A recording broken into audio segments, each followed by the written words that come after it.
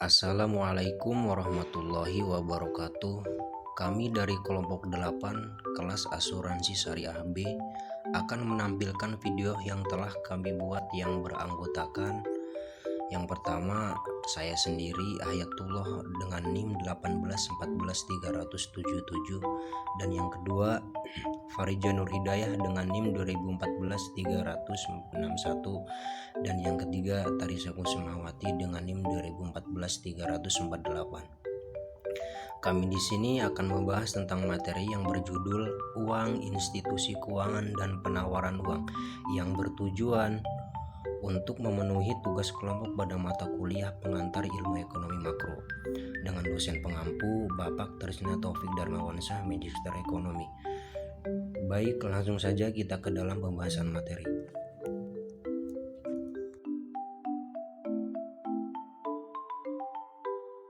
Baik, di sini ada beberapa hal-hal yang diterangkan. Yang pertama, masalah dalam perdagangan barter dan berbagai fungsi uang. Yang kedua, jenis uang sepanjang sejarah. Yang ketiga, peranan dan kegiatan bank umum. Yang keempat, proses penciptaan uang giral. Yang kelima, mata uang dalam peredaran dan penawaran uang. Yang keenam, perbedaan bank sentral dan bank umum. Dan yang ketujuh, fungsi utama bank sentral. Bab ini definisi dan ciri-ciri uang berdasarkan kepada ciri-ciri kegiatan perdagangan yang dijalankan dalam berbagai masyarakat atau di masa lalu dan pada masa kini. Perekonomian dapat dibedakan kepada perekonomian barter dan perekonomian uang. Yang diartikan dengan perekonomian barter adalah suatu sistem kegiatan ekonomi masyarakat di mana kegiatan produksi dan perdagangan masih sangat sederhana. Kegiatan tukar-menukar masih terbatas dan jual beli dilakukan secara pertukaran barang dengan barang atau barter. Yang diartikan dengan perekonomian uang adalah perekonomian yang sudah menggunakan uang sebagai alat pertukaran dalam kegiatan perdagangan. Semua negara di dunia ini sudah dapat digolongkan sebagai perekonomian uang. Kebanyakan perdagangan dilakukan dengan menggunakan uang. Semakin modern suatu negara, semakin penting peranan uang dalam menggalakkan kegiatan perdagangan. Yang pertama, beberapa kelemahan perdagangan barter. Semenjak berabad-abad yang lalu, masyarakat telah menyadari bahwa uang sangat penting peranan dalam melancarkan kegiatan perdagangan. Tanpa uang, kegiatan perdagangan menjadi sangat terbatas dan pengkhususan tidak dapat berkembang. Keadaan seperti ini akan membatasi perkembangan perekonomian yang dapat dicapai. Peranan yang sangat penting ini dapat dengan nyata dilihat dari memperhatikan masalah-masalah yang akan dihadapi apabila perdagangan dijalankan secara barter. Uraian di bawah ini menerangkan bentuk-bentuk masalah yang dihadapi dalam perdagangan secara barter. Perekonomian barter memerlukan kehendak ganda yang selaras. Yang dimaksud dengan kehendak ganda yang selaras atau double coincidence of want adalah tiap pihak yang ingin melakukan pertukaran memiliki barang yang diingini pihak lain dan mencari barang yang dimiliki pihak lain. Sebagai contoh, Amir ingin menukar baju yang dibuat dan dimilikinya dengan beras, dan Amri mempunyai kelebihan padi yang ditanamnya dan ingin mencari baju seperti yang dibuat Amir. Keadaan seperti itu kemungkinan berlakunya tukar-menukar atau barter, tetapi keadaan seperti itu tidak selalu berlaku. Amir tidak dapat memperoleh beras apabila Amri menginginkan celana atau sepatu. Sebaliknya, Amri juga tidak dapat menukar berasnya dengan Amir, karena Amir hanya mempunyai baju untuk ditentukan. Penentuan harga sukar dilakukan. Dalam kegiatan pertukaran dengan menggunakan uang, berbagai barang dapat dengan mudah ditentukan nilainya dengan menyatakan dalam bentuk jumlah uang yang dibutuhkan untuk memperolehnya. Harga 1 kg beras Rp2.500, harga seekor kambing Rp100.000, dan harga sehelai baju Rp20.000. Dari harga-harga tersebut dapatlah ditentukan perbandingan nilai di antara satu barang dengan barang lainnya. Contoh di atas menunjukkan bahwa seekor kambing 5 helai baju sama dengan 40 kg beras. Dalam perekonomian barter, cara menentukan harga dengan menggunakan satuan uang tak dapat dilakukan. Oleh sebab itu, nilai pertukaran sesuatu barang dengan berbagai barang lain harus dibuat, yaitu seperti contoh di atas yang menilai harga kambing berdasarkan kepada jumlah baju dan beras yang harus disediakan untuk memperolehnya. Cara ini akan merumitkan kegiatan tukar menukar dan perdagangan. Perekonomian barter membatasi pilihan pembeli. Apabila pertukaran dilakukan secara barter, seorang pembeli akan terikat kepada syarat yang ditentukan pihak lain yang mengingini barang yang dimilikinya. Sebagai contoh, seorang petani ingin menjual sebagian dari padinya. Pada mulanya ia ingin menukar sebanyak 100 kg saja, tetapi pihak yang ingin mencari pada padi mempunyai kerbau yang harus ditukar dengan 1000 kg padi. Dalam keadaan seperti ini, petani tersebut mempunyai dua pilihan: membatalkan niat menukar padinya atau menukarkan 1000 kg padinya dengan kerbau. Dalam perekonomian uang, dua keadaan itu tak perlu berlaku, karena petani tersebut dapat dengan mudah menjual 100 kg dan menerima uang dari penjualan tersebut, dengan seterusnya menyimpan uang tersebut dan digunakan kemudian untuk membeli barang lain yang diinginnya. Menyulitkan pembayaran tertunda. Dalam perekonomian uang, penjualan secara kredit, yaitu penjualan dengan membayar di masa yang kemudian, yang dapat dengan mudah dilakukan. Perjanjian dapat dengan mudah dibuat, yaitu nilai kredit dapat dinyatakan dalam mata uang yang digunakan. Dalam sistem barter, penjualan secara kredit dibayar dalam bentuk barang juga, dan ini menyukarkan perdagangan karena satu, timbul masalah untuk menentukan jenis barang yang akan digunakan untuk pembayaran, dan yang kedua, harus dibuat perjanjian mengenai mutu barang yang akan digunakan sebagai pembayar. Sukar menyimpan kekayaan. Dalam perekonomian modern, kekayaan disimpan dalam bentuk uang atau harta-harta yang bersifat uang seperti saham, tabungan di bank, dan sebagainya. Dalam perekonomian barter, menyimpan kekayaan sukar dilakukan. Kekayaan harus disimpan dalam berbentuk barang seperti rumah, ternak peliharaan, emas, dan perhiasan lain, atau tanah. Kekayaan ini memerlukan tempat dan biaya untuk menyimpannya. Dalam perekonomian uang, masyarakat mempunyai alternatif yang lebih banyak dalam menyimpan kekayaannya, dan tidak perlu seluruhnya dalam bentuk barang. Definisi dan ciri-ciri uang. Dari kesulitan-kesulitan yang akan timbul sebagai akibat dari ketiadaan uang seperti yang baru diterangkan di atas, dapatlah diambil kesimpulannya bahwa uang diciptakan dalam perekonomian dengan tujuan untuk melancarkan kegiatan tukar menukar dan perdagangan. Maka uang selalu didefinisikan sebagai benda-benda yang disetujui oleh masyarakat sebagai alat perantara untuk mengadakan tukar menukar atau perdagangan. Yang dimaksud dengan kata disetujui dalam definisi ini adalah terdapat kata sepakat di antara anggota-anggota masyarakat untuk menggunakan satu atau beberapa benda sebagai alat perantara dalam kegiatan tukar menukar. Agar masyarakat menyetujui penggunaan suatu benda sebagai uang, harusnya benda itu memenuhi syarat-syarat berikut. 1. Nilainya tidak mengalami perubahan dari waktu ke waktu. Yang kedua, mudah dibawa-bawa. Yang ketiga, mudah disimpan tanpa mengurangi nilainya.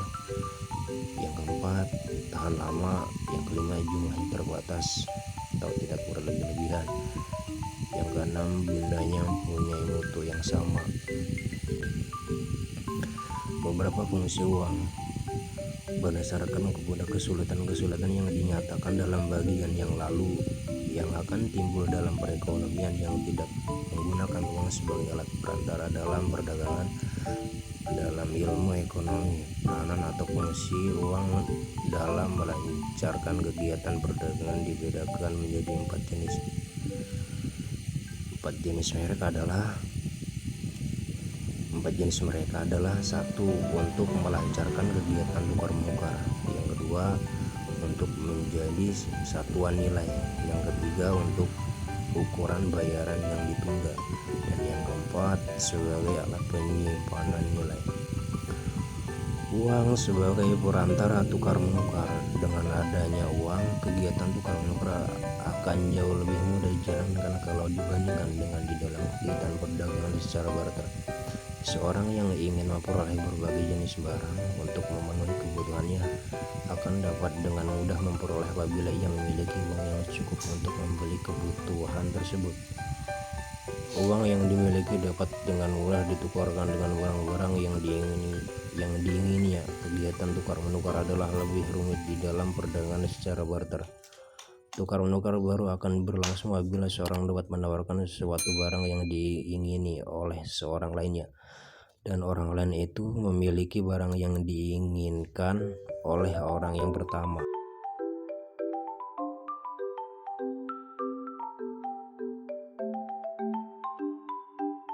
Baik, fungsi uang selanjutnya itu ada uang sebagai satuan nilai.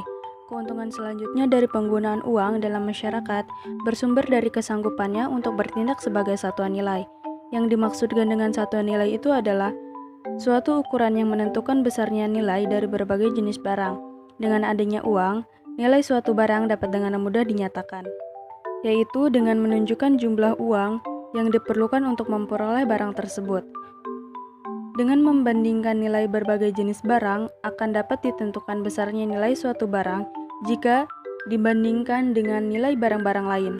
Tanpa uang, nilai suatu barang haruslah dinyatakan dalam bentuk membandingkan kurs pertukaran di antara suatu barang dengan berbagai jenis barang lainnya. Misalnya, untuk menentukan nilai seekor lembu, harus dinyatakan banyaknya padi atau beras, ayam, kambing, dan berbagai jenis barang lainnya yang diperlukan untuk dapat memperoleh lembu tersebut. Penggunaan uang sebagai satuan nilai menyebabkan masyarakat tidak perlu bersusah payah untuk menentukan nilai suatu barang dengan cara menentukan nilai tukar barang tersebut dengan berbagai jenis barang lainnya. Fungsi uang selanjutnya itu ada uang sebagai alat bayaran tertunda. Transaksi-transaksi dalam perekonomian yang sudah berkembang banyak sekali dilakukan dengan pembayaran yang ditunda atau penjualan secara kredit. Para pembeli memperoleh barangnya terlebih dahulu dan membayarnya pada masa yang akan datang. Penggunaan uang sebagai alat perantara dalam tukar menukar dapat mendorong perkembangan perdagangan yang bersifat demikian. Karena para penjual akan lebih merasa yakin bahwa pembayaran yang ditunda itu adalah sesuai yang diharapkannya. Dengan perkataan lain, mutu benda yang akan diperolehnya di masa yang akan datang sebagai pembayaran penjualannya, yaitu uang, akan sesuai dengan yang diharapkannya pada waktu menjual barangnya.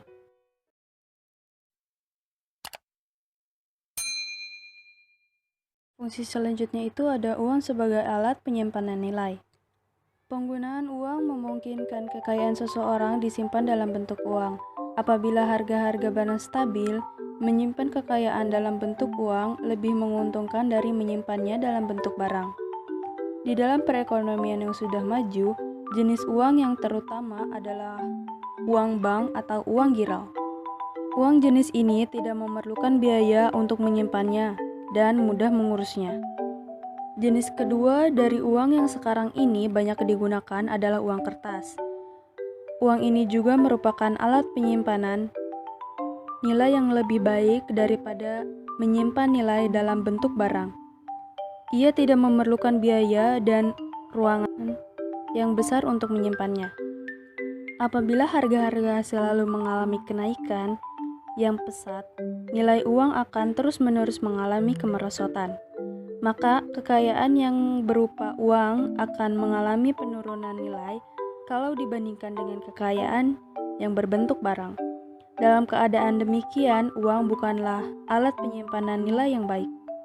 Apabila keadaan seperti itu berlaku dalam perekonomian, masyarakat akan beramai-ramai menggantikan kekayaan yang berupa uang menjadi kekayaan yang berbentuk barang.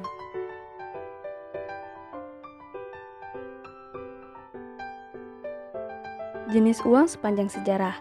Sejarah uang sangat berhubungan dengan sejarah peradaban manusia. Semenjak manusia memulai peradabannya dan keluar dari zaman batu, mereka telah menciptakan berbagai bentuk barang yang digunakan sebagai alat perantara dalam tukar-menukar.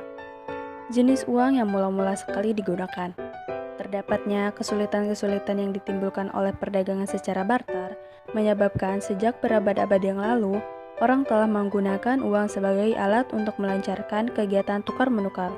Uang yang mula-mula sekali digunakan terdiri dari barang-barang yang sangat dibutuhkan masyarakat dan yang banyak mereka gunakan dalam kehidupan sehari-hari, seperti beras, jagung, gandum, ikan, dan binatang-binatang ternak. Seringkali berupa barang-barang yang membantu pekerjaan seorang, seperti pancing, jala, dan bajak. Barang-barang yang digunakan sebagai perhiasan, seperti kalung, sisir, dan bedak, atau barang-barang yang digunakan sebagai alat pertahanan seperti pedang, pisau, dan alat-alat senjata lainnya. Penggunaan emas dan perak sebagai uang. Jenis uang yang sudah sejak lama digunakan dan yang selama kurang lebih 25 abad merupakan mata uang yang paling banyak digunakan oleh berbagai negara adalah mata uang emas dan perak. Ciri-ciri khusus emas dan perak. Yang pertama itu ada banyak orang menyukai benda tersebut karena dapat digunakan sebagai perhiasan. Yang kedua, emas maupun perak mempunyai mutu yang sama. Yang ketiga, kedua-duanya tidak mudah rusak, tetapi dapat dengan mudah dibagi-bagi apabila diperlukan. Yang keempat, jumlahnya sangat terbatas dan untuk memperolehnya perlu biaya yang usaha. Yang kelima, kedua barang itu sangat stabil nilainya karena mereka tidak berubah mutunya dalam jangka panjang dan tidak mengalami kerusakan. Selanjutnya ada kelemahan penggunaan emas dan perak sebagai uang. Kemajuan ekonomi yang dicapai sesudah revolusi industri menyebabkan perdagangan berkembang dengan pesat sekali. Permintaan ke atas emas dan perak untuk digunakan sebagai uang bertambah dengan sangat pesat pula. Maka kesulitan-kesulitan mulai timbul dalam menggunakan kedua logam tersebut sebagai uang. Sebab utama dari kesulitan tersebut, yang pertama itu memerlukan tempat yang agak besar untuk menyimpannya. Yang kedua itu merupakan benda yang berat. Yang ketiga, sukar untuk ditambah jumlahnya. Untuk mengatasi kelemahan-kelemahan ini, penggunaan mata uang emas dan perak sebagai alat perantara dalam tukar-menukar mulailah diperkenalkan jenis uang yang baru, yaitu uang kertas. Pada mulanya, uang kertas yang dikeluarkan digunakan untuk menggantikan sejumlah emas yang dimiliki seseorang yang disimpan dalam bank. Apabila seseorang memiliki sejumlah uang emas dan uang emas ini disimpan ke dalam suatu bank, maka bank tersebut akan mengeluarkan uang kertas yang sama nilainya dengan uang emas yang disimpan ke dalam bank tersebut. Perkembangan penggunaan uang kertas dan uang bank.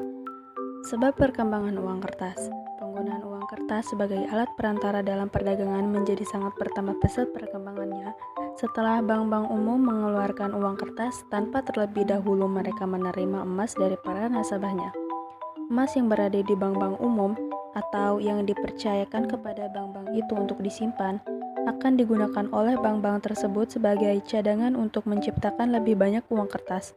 Di dalam keadaan politik dan perekonomian yang stabil, para pemegang uang kertas yang diciptakan oleh bank-bank umum tersebut tidak akan menukarkannya dengan emas. Oleh sebab itu, walaupun uang kertas yang diciptakan melebihi nilai emas yang disimpan, bank-bank umum akan selalu dapat memenuhi keinginan dari beberapa pemegang uang kertas yang ingin menukarkannya dengan emas.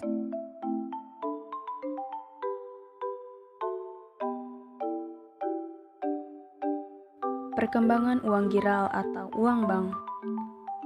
Di negara-negara yang sudah maju sistem keuangannya, bank-bank umum merupakan pencipta uang yang terutama. Uang yang diciptakan oleh bank-bank umum dinamakan uang giral. Ia selalu disebut juga sebagai uang bank atau rekening koran. Oleh karena bank-bank umum mempunyai peranan yang penting sekali dalam mempengaruhi kegiatan ekonomi, adalah penting untuk mengetahui kegiatan mereka secara lebih mendalam.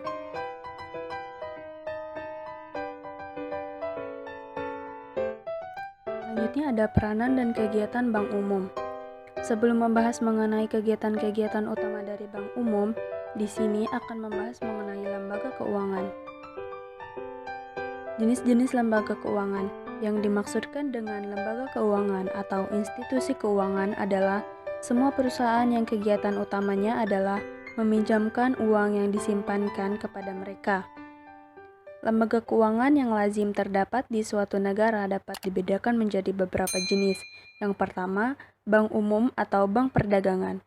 Institusi ini adalah bank yang bukan saja dapat meminjamkan atau menginvestasikan berbagai jenis tabungan yang diperolehnya, tetapi juga dapat memberikan pinjaman dari menciptakan sendiri uang giral.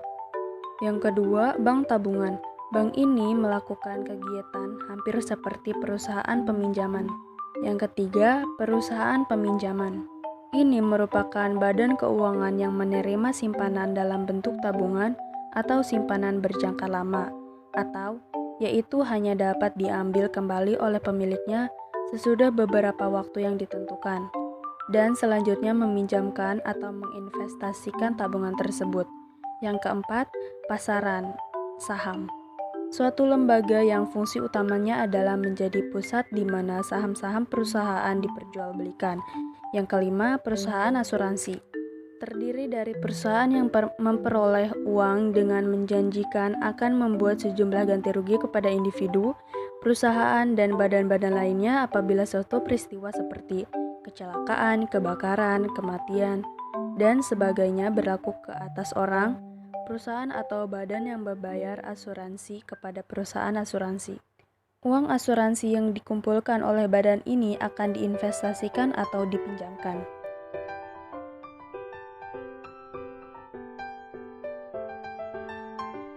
Beberapa keistimewaan dari bank umum. Keistimewaan yang pertama, tabungan dapat diambil dengan cek. Salah satu keistimewaan itu adalah kesanggupan bank umum untuk menciptakan tabungan yang dapat sewaktu-waktu diambil dengan menggunakan cek, yaitu tabungan giral. Keistimewaan untuk menciptakan tabungan yang boleh diambil dengan menggunakan cek tidak dimiliki oleh lembaga-lembaga keuangan lainnya. Keistimewaan yang kedua dapat mencipta daya beli. Keistimewaan yang kedua dari bank umum bersumber dari kemampuannya untuk menciptakan daya beli baru atau menghapuskan daya beli yang ada di dalam perekonomian. Kegiatan ini secara otomatis akan menimbulkan perubahan-perubahan dalam jumlah uang yang tersedia dalam perekonomian. Kegiatan mencipta atau menghapuskan uang ini dilakukan oleh bank umum apabila ia memberikan atau membatalkan pinjaman kepada para nasabahnya. Keistimewaan yang ketiga itu memberi pinjaman jangka pendek.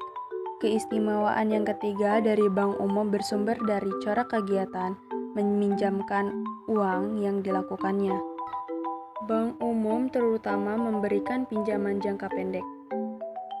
Ini berarti bank umum merupakan suatu badan yang penting peranannya kepada perusahaan-perusahaan untuk menyesuaikan keadaan keuangannya dengan gerak naik turun kegiatan ekonomi.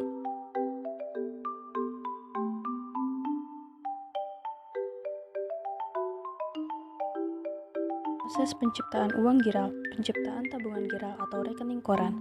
Tabungan giral atau rekening koran yang diciptakan oleh bank umum dapat dibedakan menjadi dua jenis, tabungan giral utama dan tabungan giral derivatif.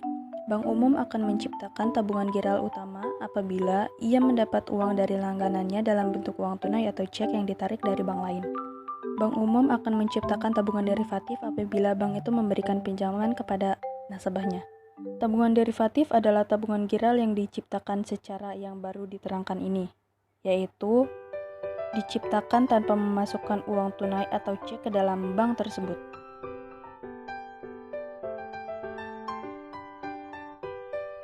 Proses penciptaan uang yang berlaku. Di sini dijelaskan dua proses. Proses yang pertama, pemisalan atau asumsi yang digunakan. Pemisalan tersebut terdiri dari yang pertama, rasio cadangan yang ditetapkan adalah 20%. Yang kedua, semua kelebihan cadangan akan dipinjamkan oleh setiap bank umum kepada langganannya. Yang ketiga, transaksi selalu dibayar dengan menggunakan cek. Yang keempat, seluruh tabungan yang dimasukkan ke dalam setiap bank umum adalah merupakan tabungan giral. Yang kedua itu ada proses penciptaan uang. Di dalam proses ini kita memiliki 3 tabel.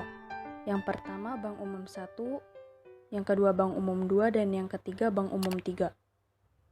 Tabungan giral yang mula-mula ini dimisalkan berjumlah 100 juta rupiah dan dimasukkan dalam bank umum 1. Karena besarnya cadangan yang diwajibkan adalah 20% dan semua kelebihan cadangan dipinjamkan, maka setelah semua kelebihan cadangan diserahkan kepada para nasabahnya,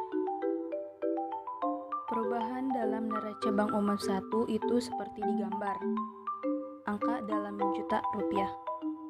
Orang-orang yang menerima pinjaman dari bank umum 1 akan membelanjakan uang yang diperoleh mereka.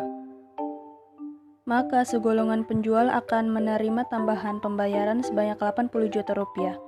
Dan ini kemudian mereka simpan di Bank Umum 2. Bank Umum 2 akan menambah 20% dari tabungan giral yang diperolehnya sebagai cadangan wajib dan selebihnya dipinjamkan kepada para nasabah yang memerlukan.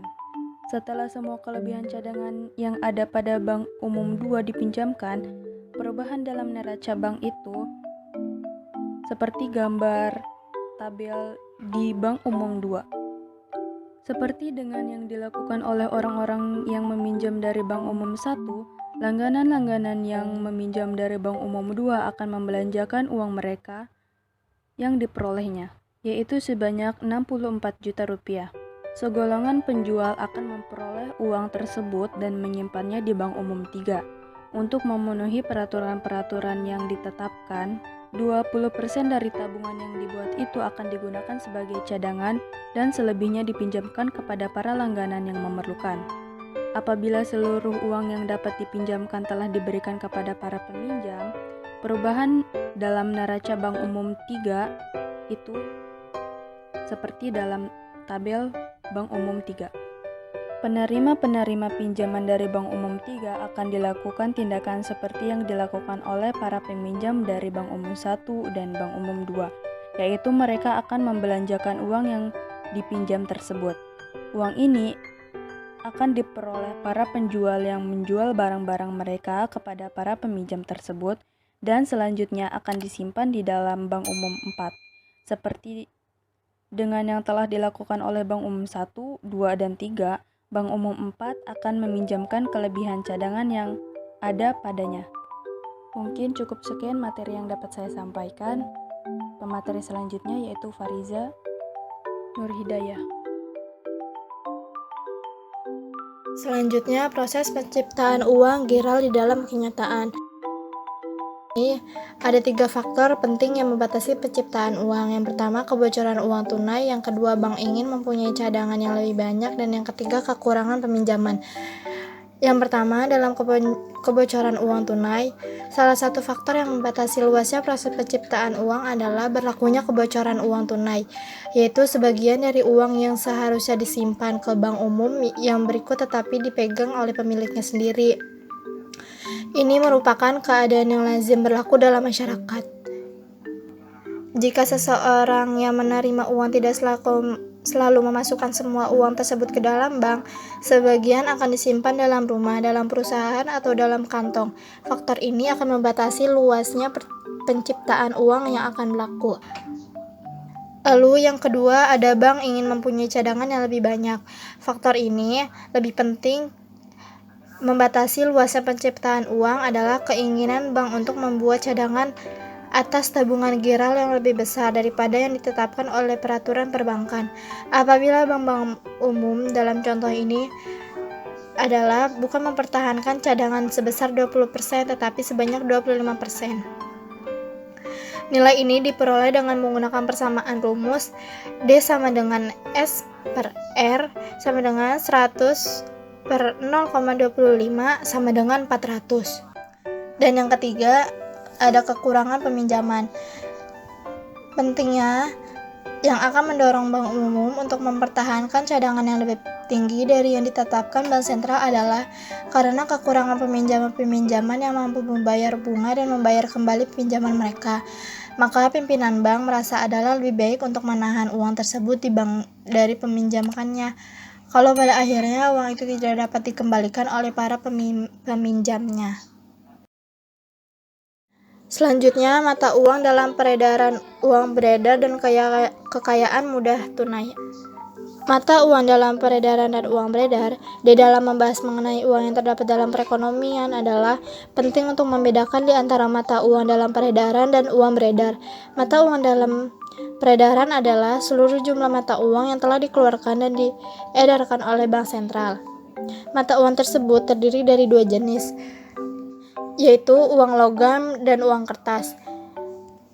Dengan demikian, mata uang dalam peredaran adalah sama dengan uang kartal, sedangkan uang beredar adalah semua jenis uang yang berada di dalam perekonomian, yaitu jumlah dari mata uang dalam peredaran ditambah dengan uang giral dalam bank umum.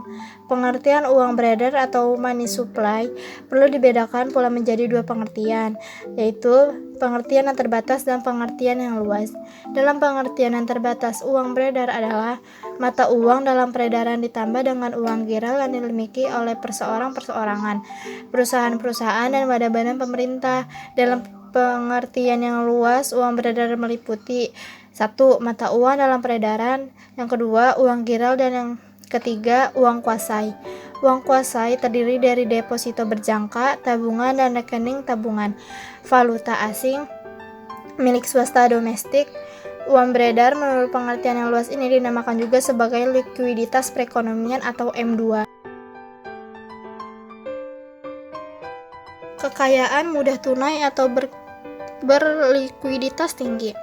Kekayaan mudah tunai adalah harta-harta yang bersifat uang, yaitu berbagai jenis kekayaan yang dapat ditukarkan dengan barang atau uang dalam waktu yang cepat dan tanpa kerugian nilai.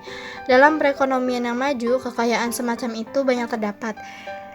Uang dapatlah dipandang sebagai kekayaan mudah tunai yang paling sempurna. Pada setiap masa dan di berbagai tempat, uang dapat digunakan untuk membayar pembelian barang atau jasa yang dilakukan. Beberapa kekayaan yang bersifat uang lainnya tidak dapat dengan serta-merta digunakan untuk memperoleh barang-barang, tetapi mereka dapat dengan mudah ditukarkan kepada uang. Kekayaan seperti ini adalah tabungan, deposito berjangka, dan surat pinjaman jangka pendek pemerintah dan sertifikat Bank Indonesia.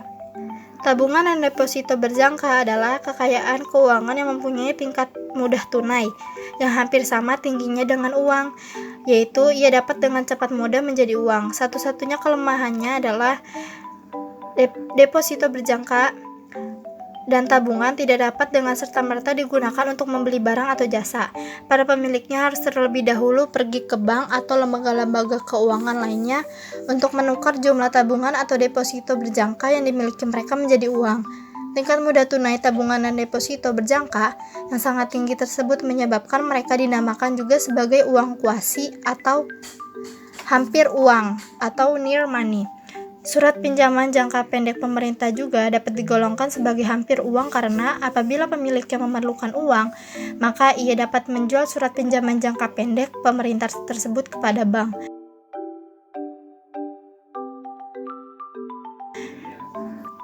Selanjutnya, perkembangan bank sentral. Bank sentral merupakan institusi keuangan yang didirikan dan diberi tugas untuk mengawasi dan mengatur kegiatan institusi keuangan lain dalam sistem finansial. Dalam bagian ini, secara lebih terperinci akan diterangkan perbedaan di antara bank sentral dan bank umum. Perkembangan bank sentral di berbagai negara. Pada masa ini, hampir setiap negara mempunyai bank sentral, yaitu suatu bank yang diberi tugas oleh pemerintah untuk mengatur dan mengawasi kegiatan lembaga-lembaga keuangan yang terdapat dalam perekonomian. Berdasarkan kepada fungsi yang harus dilaksanakannya, bank sentral dapat didefinisikan sebagai suatu lembaga keuangan yang pada umumnya dimiliki pemerintah yang diserahi tanggung jawab untuk mengatur dan mengawasi kestabilan kegiatan lembaga keuangan, dan untuk menjamin agar kegiatan lembaga keuangan itu akan membantu menciptakan tingkat kegiatan ekonomi yang tinggi dan stabil. Selanjutnya ada perbedaan kegiatan bank sentral dan bank umum. 1. Dalam perekonomian hanya terdapat satu bank sentral. Sebaliknya, bank umum mempunyai jumlah yang lebih banyak. Walaupun demikian, bank sentral mempunyai kemampuan yang lebih besar dalam mempengaruhi kegiatan ekonomi. Dan yang kedua, bank umum kebanyakan dimiliki oleh pihak swasta. Di negara maju dan negara berkembang, bank sentral dimiliki atau dikuasai oleh pemerintah. Di beberapa negara, contohnya di negara kita, ada kalanya bank umum yang dimiliki pemerintah merupakan sebagian besar dari bank umum yang ada. Tetapi manajemennya dan kegiatannya tidak berbeda dengan bank umum swasta yang biasa. Yang ketiga, tujuan kegiatan bank sentral dan bank umum berbeda. Tujuan dari bank umum yang terutama adalah berusaha agar kegiatan mereka dapat menghasilkan dan memberikan keuntungan yang maksimum kepada para pemiliknya. Sedangkan bank sentral didirikan bukanlah untuk tujuan tersebut. Salah satu tujuan penting dari mendirikan bank sentral adalah untuk mengatur dan mengawasi kegiatan bank-bank umum dan lembaga-lembaga keuangan lainnya. Yang keempat, ada bank sentral diberi kekuasaan untuk mencetak uang kertas dan logam. Bank sentral diberi hak oleh pemerintah untuk mencetak mata uang, yaitu mengeluarkan uang logam dan uang kertas. Bank-bank umum tidak mempunyai kekuasaan yang demikian. Sejak abad yang lalu, pemerintah tidak memberi kekuasaan lagi kepada bank-bank umum untuk mengeluarkan mata uang yang dapat digunakan untuk tukar-menukar. Fungsi utama bank sentral. Pada umumnya, bank sentral ditugaskan oleh pemerintah untuk menjalankan 5 kegiatan di bawah ini. 1. Bertindak sebagai bank kepada pemerintah. 2. Bertindak sebagai bank kepada bank-bank umum. Yang ketiga, mengawasi kegiatan bank umum dan lembaga-lembaga keuangan. Yang keempat, mengawasi keseimbangan kegiatan perdagangan luar negeri. Dan yang kelima, mencetak uang logam dan uang kertas yang diperlukan untuk melancarkan kegiatan produksi dan perdagangan. Bank sentral sebagai bank kepada pemerintah. Pemerintah dapat dipandang sebagai suatu perusahaan raksasa. Setiap harinya ia harus membuat pengeluaran-pengeluaran dan menerima berbagai jenis pendapatan, seperti pendapatan dari pajak pendapatan, pajak penjualan, dan pajak impor. Bank sentral bertindak sebagai lembaga keuangan terutama yang menyimpan uang yang dimiliki pemerintah. Seterusnya, pemerintah menggunakan jasa-jasa bank sentral untuk membayar dan mengirimkan uang kepada pemerintah daerah dan departemen-departemen pemerintah yang lainnya.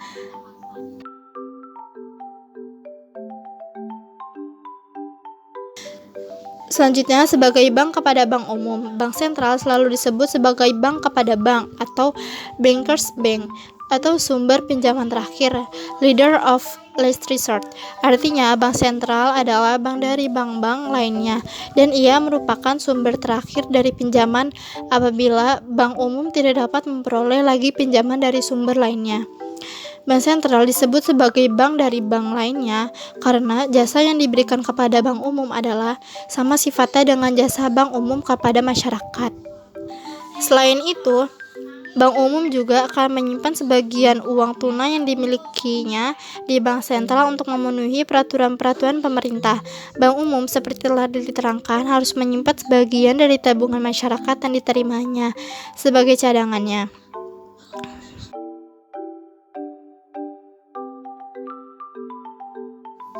Mengawasi bank umum dan institusi keuangan lain. Lembaga-lembaga keuangan termasuk bank umum merupakan perusahaan yang mencari keuntungan dari meminjamkan uang yang dimilikinya atau yang ditabungkan kepadanya. Untuk memperoleh keuntungan yang maksimal, mereka harus meminjamkan kepada perusahaan dan perorangan sebanyak yang mungkin mereka pinjamkan. Lembaga-lembaga keuangan mungkin memberi terlalu banyak pinjaman sehingga uang tunai yang ditinggalkan sebagai cadangan tidak mencukupi lagi. Pada ketika masyarakat menarik lebih banyak uangnya dari lembaga-lembaga keuangan tersebut, mereka tidak akan mempunyai cukup dana untuk melakukan pembayaran tersebut. Keadaan seperti ini akan menghilangkan kepercayaan masyarakat pada lembaga-lembaga keuangan. Di samping itu, pinjaman yang tidak diawasi akan menyebabkan badan keuangan meminjamkan uangnya kepada usaha-usaha yang sangat tinggi resikonya. Apabila usaha itu gagal, mereka tidak akan dapat memperoleh kembali uang yang mereka pinjamkan.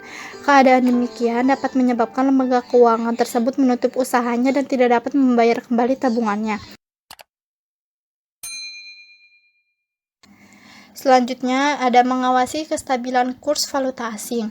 Salah satu usaha yang perlu dilakukan untuk menciptakan kestabilan ekonomi adalah dengan mempertahankan kestabilan nilai kurs atau mata uang asing. Untuk mencapai tujuan ini, pertama haruslah dijaga agar terdapat keseimbangan di antara ekspor dan aliran masuk modal di satu pihak, dengan impor dan aliran keluar modal di lain pihak. Selanjutnya harus pula dijaga agar terdapat cukup cadangan mata uang asing yang dapat sewaktu-waktu digunakan untuk membiayai pembayaran uang asing yang berlebihan ke negara lainnya. Salah satu faktor yang dapat menjatuhkan nilai mata uang adalah keadaan perdagangan luar negeri di mana impor melebihi ekspor.